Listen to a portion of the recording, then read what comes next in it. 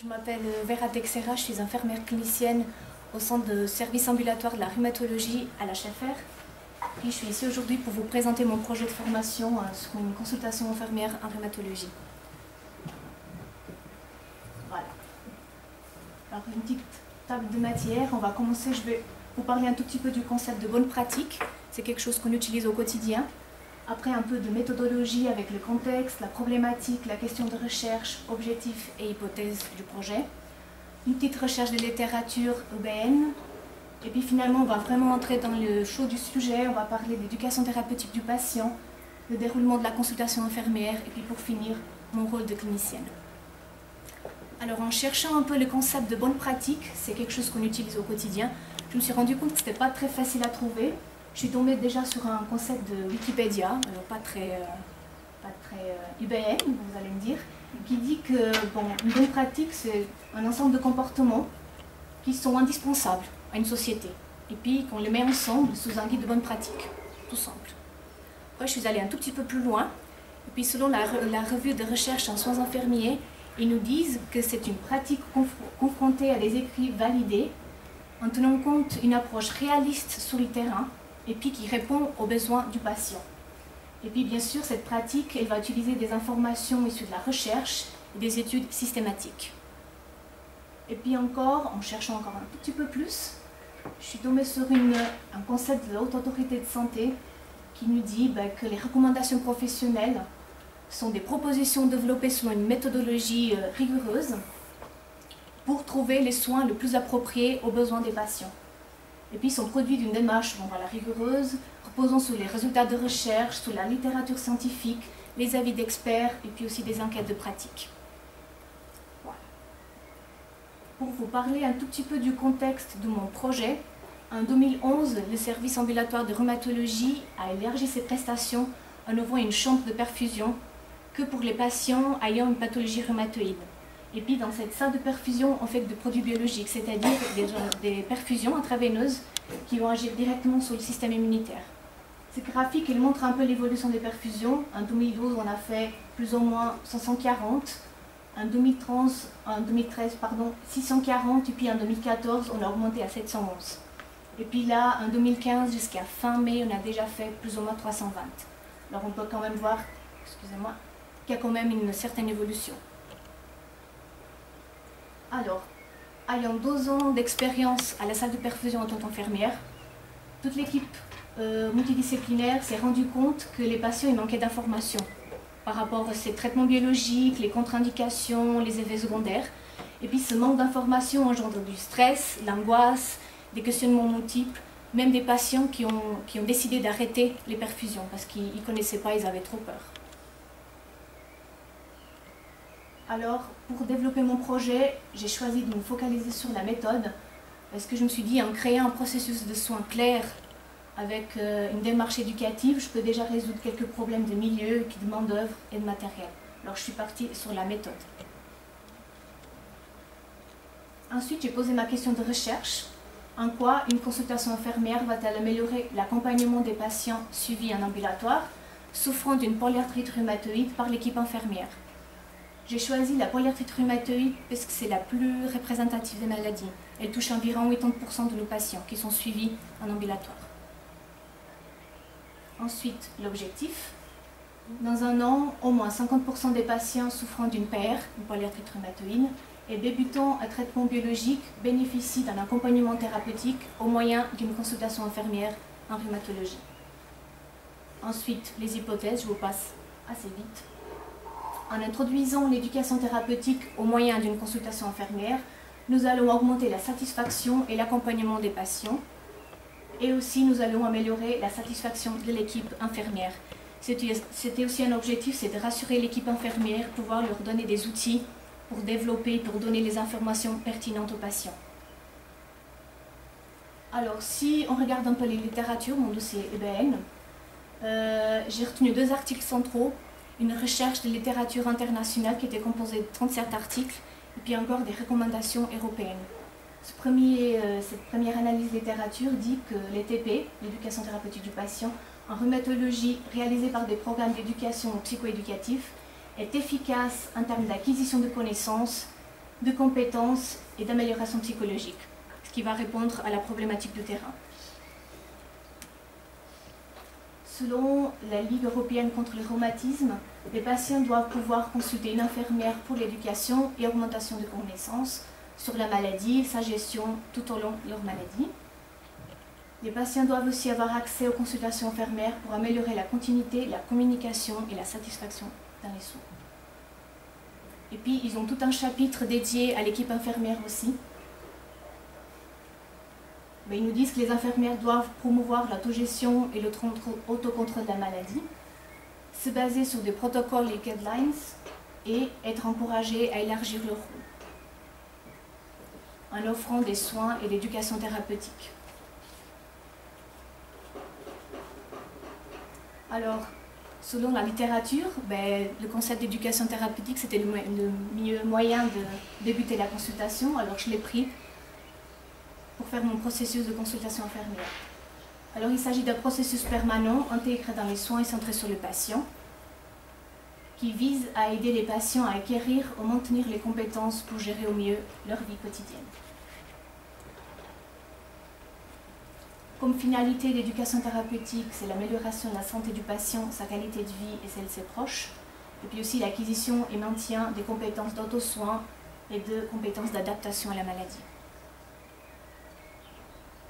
Alors, le processus d'éducation thérapeutique du patient est composé de 4 étapes. La première, c'est l'identification des besoins, la formulation des compétences à acquérir, la sélection des contenus et puis l'évaluation des compétences. J'ai vraiment pris ce chemin pour faire toute la consultation. Pour la première étape, l'identification des besoins, l'objectif c'est d'établir un diagnostic éducatif, c'est-à-dire connaître la vie du patient, évaluer ses potentialités, ses faiblesses, et puis prendre aussi en compte ses demandes et puis ses projets de vie. Pour cette première étape, on a construit 2 outils, un guide d'entretien pour les recueils d'informations et un questionnaire sur les représentations de la maladie. Ils sont là. Ici, on a les guides d'entretien qu'on a construits ensemble, où on a le diagnostic médical, les loisirs, on connaît un peu le contexte social du patient, et puis le questionnaire de représentation de la maladie. Il n'est pas au complet, il a 20 affirmations que le patient doit remplir tout au long du processus. Pour la deuxième étape, la formulation des compétences, on a construit un outil, ça s'appelle un référentiel de compétences et objectifs. C'est plutôt pour guider et uniformiser l'établissement de compétences. C'était une peur de l'équipe soignante, c'est que chacune fasse à notre façon, on est quand même une équipe de 4. C'était un moyen d'uniformiser et puis aussi de rassurer l'équipe. Et puis, il est là, sur un tableau. Il y a les compétences, les objectifs spécifiques, et puis bien sûr, ils sont adaptés aux besoins du patient. On peut à chaque moment les changer, les adapter. Pour la troisième étape, la sélection des contenus, on a choisi une méthode pédagogique des cartes conceptuelles, c'est-à-dire qu'on a des cartes avec plusieurs thèmes, et puis c'est au patient de choisir le thème qu'il veut discuter. Nous, on n'impose rien, c'est à lui de décider s'il veut parler des loisirs, d'alimentation, du sport. C'est vraiment de donner le choix. Pour ça, on a fait des cartes conceptuelles, et puis pour chaque carte conceptuelle, on a réalisé une fiche éducative, aussi dans le même sens, de uniformiser et puis guider les informations données. Bon, ici, je vous ai mis 2 exemples de cartes conceptuelles, c'est vraiment des cartes tout simples, qu'on dispose devant le patient, puis c'est lui qui va choisir. Et là, on a l'autogestion, le soin du pied.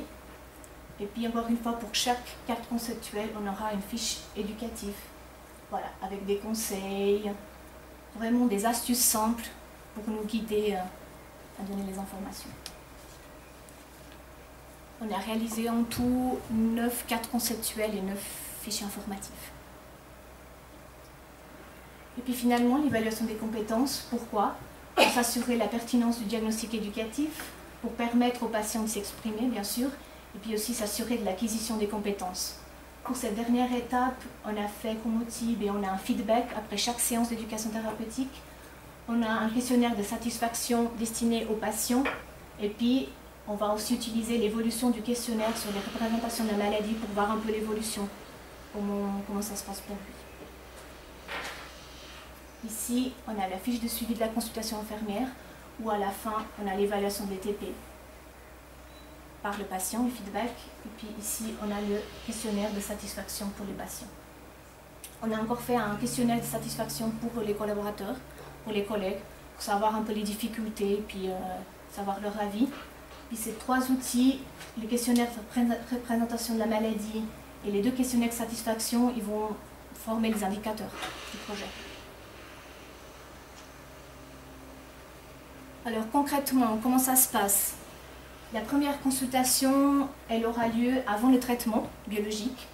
On va faire l'entretien de recueil de données et le diagnostic éducatif. On va demander aux patients de remplir le questionnaire sur la représentation de la maladie. Et puis on va donner les informations essentielles, c'est-à-dire les contre-indications puis les effets secondaires au traitement biologique. Et puis après, on va faire la deuxième consultation et suivante. On va utiliser les cartes conceptuelles pour transmettre les informations et puis pour travailler sur les compétences. Comme perspective, bon, mon souhait c'était d'élargir la consultation en intégrant toutes les pathologies rhumatoïdes, puisque là on a vraiment commencé avec que la polyarthrite rhumatoïde. Développer le processus de soins de la consultation infirmière, par exemple faire des consultations en couple par exemple. Et puis aussi intégrer l'interdisciplinarité, les physios, les ergos, la diététicienne. Voilà. Et finalement, pour vous parler de mon rôle d'infirmière clinicienne, j'ai choisi le schéma de pratique avancée de Mme Amric. En fait, j'ai vraiment pris en compte les 6 compétences clés qu'elle décrit. C'est vraiment les compétences que j'ai dû mettre en place pour pouvoir mener ce projet. C'est-à-dire la consultation, le coaching, toute la dimension éthique, les leadership cliniques, et puis bien sûr toutes les compétences au niveau de la recherche. Le petit mot de la fin.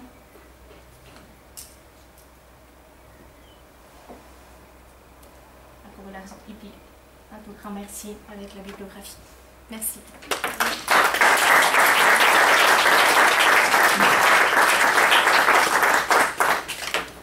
Merci Vera. Donc, même exercice, à vous la parole. Il fait toujours aussi chaud tout à l'heure, mais j'espère que vous avez retrouvé de quoi interpeller Vera, vous questionner, la questionner. Est-ce que vous envisagez, alors d'abord en fait, je trouve que c'est un super travail, je vous remercie beaucoup parce que le développement des consultations infirmières, c'est franchement en fait finalement l'objectif de demain, hein. Je pense que les cliniciens sont très bien placés là-dedans.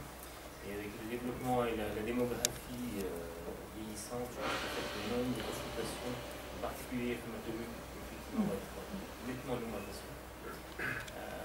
Mais en fait, vous avez beaucoup axé sur l'éducation thérapeutique. Et ma question serait un peu, est-ce que vous envisagez de développer ou de former en tout cas aussi des gens en fait, dans l'éducation thérapeutique? Tout à fait. Il y a quand même des choses comme l'entretien motivationnel, des choses tout comme à fait. ça qui, voilà, Oui. on doit vraiment avoir aussi des outils particuliers.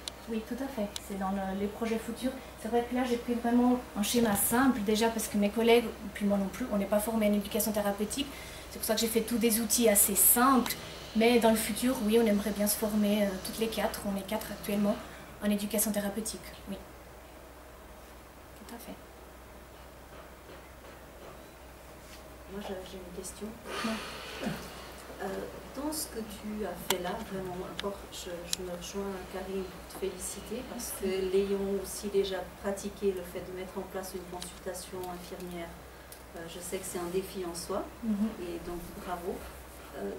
Toutefois, qu'est-ce que tu pourrais nous dire sur ce que tu as rencontré comme difficultés ou comme ressources qui t'ont aidé dans cette démarche? Parce que nous qui sommes là, nous sommes intéressés par connaître aussi comment utiliser des leviers ou comment outrepasser certaines difficultés. Alors comme levier, je dirais que c'est vraiment le soutien hiérarchique. Moi j'ai toujours été très très soutenue pour mon ICUS, pour le médecin-chef.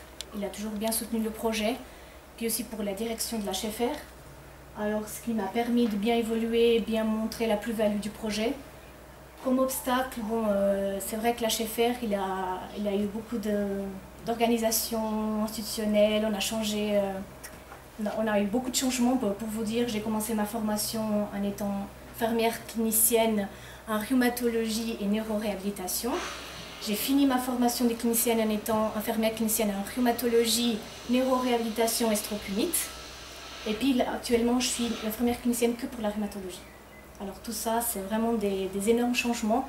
C'est vrai que ça prend du temps, et puis il y a eu des moments où le projet il était arrêté.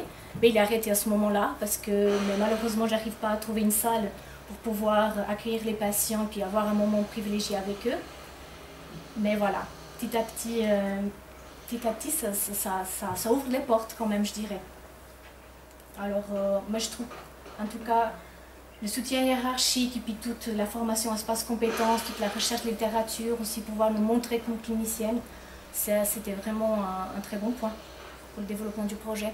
Et puis aussi, je dois dire, la motivation de mes collègues, parce qu'on a formé un groupe de travail avec 4 infirmières. Moi, je n'ai pas fait tout ça toute seule, non, très loin. Et puis elles étaient aussi toujours très motivées, on a toujours bien communiqué, on était toujours ensemble. Voilà, c'était vraiment un bon esprit d'équipe.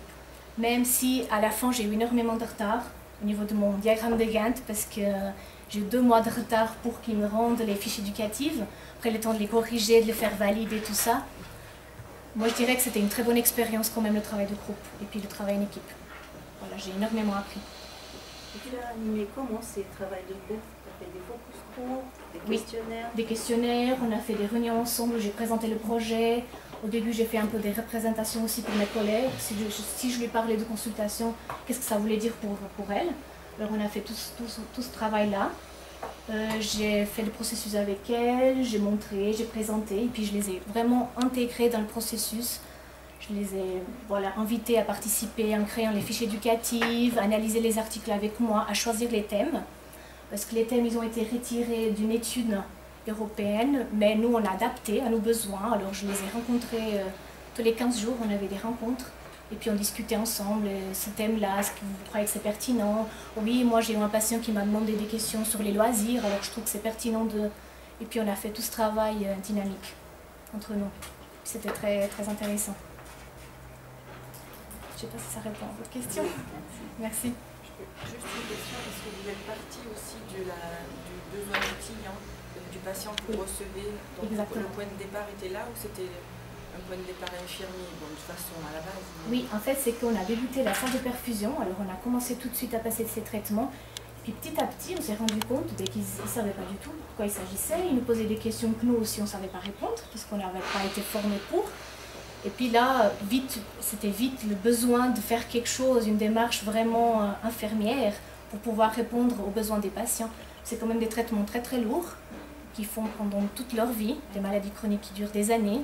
Et puis des fois, il y a une importante méconnaissance quand même de tout ce qui est autour de la maladie. C'était vraiment une problématique du terrain. Merci. Vous avez vos consultations infirmières.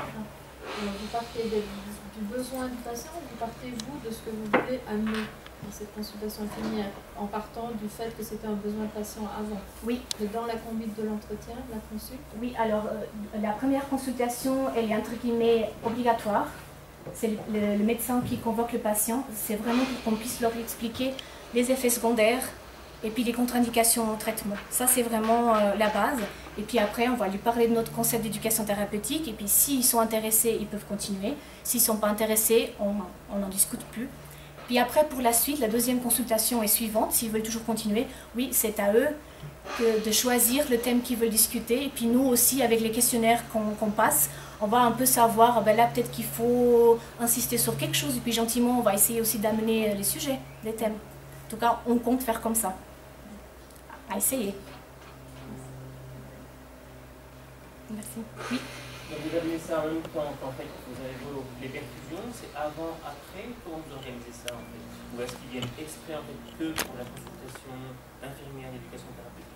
Ben, si j'ai bon, normalement on aura une salle dédiée pour ça, avec une infirmière dédiée pour ça. Il faut trouver le moyen terme avec lui, avec le patient. Si on peut le faire la consultation avant le traitement, ce serait l'idéal. Comme ça évite des déplacements. Sinon, ben, on va discuter avec eux.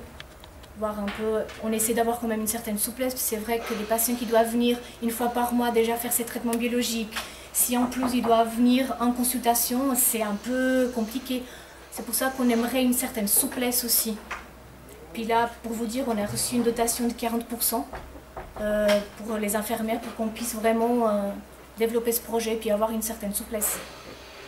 Puis du coup, vous avez pu négocier un tarif ou quelque chose de la facturation, oui, ça c'est un gros problème, c'est que je me suis renseignée pour voir au niveau facturation comment on pouvait valoriser puis facturer, parce que c'est tout du rôle propre infirmier. Et puis actuellement, avec le système TARMED qui existe à l'HFR, la consultation infirmière elle va venir à 40 francs. Alors vous allez me dire que c'est pas très cher, mais malheureusement pour l'instant on peut pas faire autrement. Par contre, j'ai été invitée à participer à un séminaire TARMED où j'ai soulevé quand même l'importance de développer un TARMED spécial pour les infirmiers. Et puis j'espère qu'ils vont tenir compte de ma demande. Et puis je suis quand même, j'essaie de m'impliquer un peu dans ce sujet-là. Parce que je trouve que il faut valoriser le rôle infirmier. Même si c'est pas très, pour l'instant, c'est un début, voilà. C'est un petit peu déjà de gagner. Moi j'avais encore une dernière commentaire, c'est par rapport aux perspectives toujours. Je pense que d'une part, je pense qu'il y a plus de perspectives que ce que vous avez marqué là. Vous avez été très modeste. Mais je pense qu'encore une fois, tout ce qui est de l'ordre des résultats, vous avez maintenant 40%, mais peut-être que dans un deuxième temps, vous avez besoin d'un 60%. Exactement. Et selon le regard de ce que vous allez récolter maintenant, ça peut être vraiment déterminant pour aider votre hiérarchie, qui est déjà motivée. Mais après, c'est vrai que les augmentations doivent être justifiées, validées. Montrer la plus-value. Voilà, exactement. Donc, et puis, vous avez parlé du référentiel de compétences pour le patient. Moi, je pense que ce serait aussi intéressant d'avoir pour l'infirmière, vous êtes aujourd'hui 4, et je voulais vous dire qu'au sein de l'ASRIC, il y a beaucoup de personnes, d'infirmières qui soit ont des consultations, soit qui ont travaillé avec l'éducation thérapeutique. Donc c'est aussi des ressources pour vous. Donc n'hésitez pas à dépasser les barrières, déjà qu'on parle la même langue. Et vraiment, je vous invite à ça parce que dans mon parcours, ça a été très très utile et je les remercie celles-mêmes qui ne sont pas là aujourd'hui. Et encore bravo. Merci beaucoup, je vais sûrement le faire. Merci beaucoup pour le conseil. Merci. Il y avait autre chose, quelque chose d'autre à... Parce qu'on amène plutôt de l'avance, mais pas de commentaires. Ok, ben merci. Merci beaucoup.